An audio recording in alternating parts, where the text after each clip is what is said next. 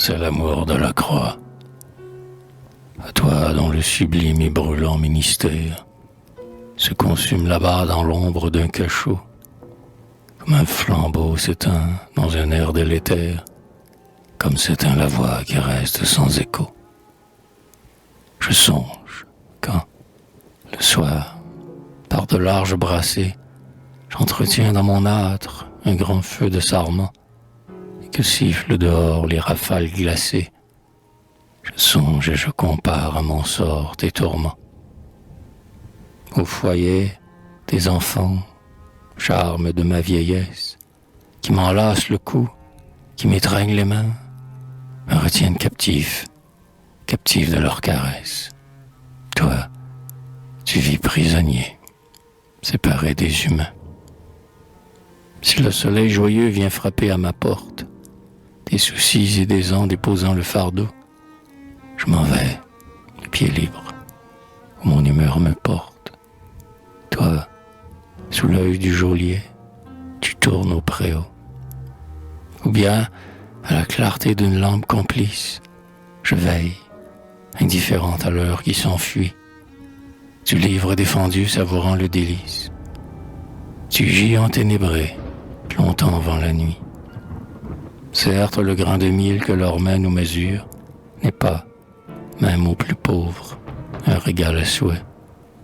Mais la faim, après tout, m'épargne sa morsure. Pour apaiser la tienne, avale leur brouet.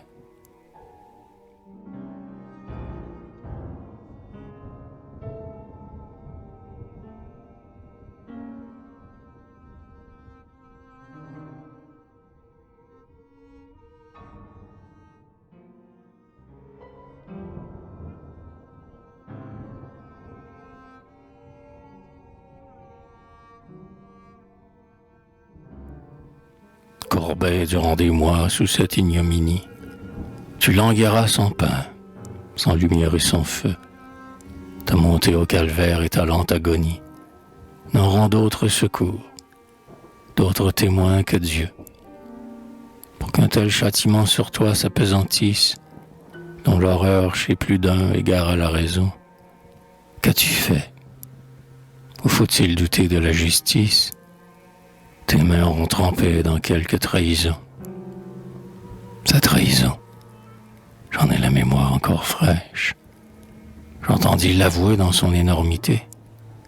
À l'église, un dimanche, il avait, dans un prêche, excité la jeunesse à mourir en beauté. C'est le crime d'État qu'il expie aux galères, parmi les assassins et parmi les voleurs, sans fatiguer ses murs d'inutile colère, sans accuser le sort et sans verser de pleurs. Ah, sans doute il escompte une ample récompense pour s'être de l'honneur institué gardien. Peut-être couvre-t-il quelque douce vengeance. Prêtre, soldat, dis-nous qui te soutient.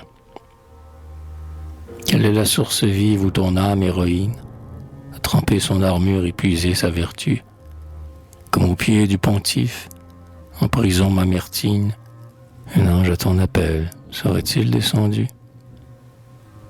Le ciel s'ouvre aux captifs, écrivit le psalmiste, et leur gémissement monte au trône éternel.